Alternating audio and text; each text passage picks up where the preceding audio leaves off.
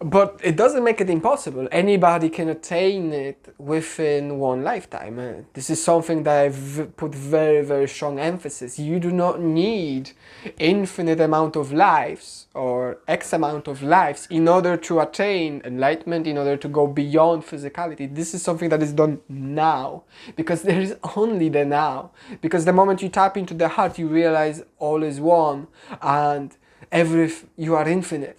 And since you're infinite, then all of your past lives and all of your future potential lives are already here now. And so you can tap into the creation of that life itself and embody it straight away.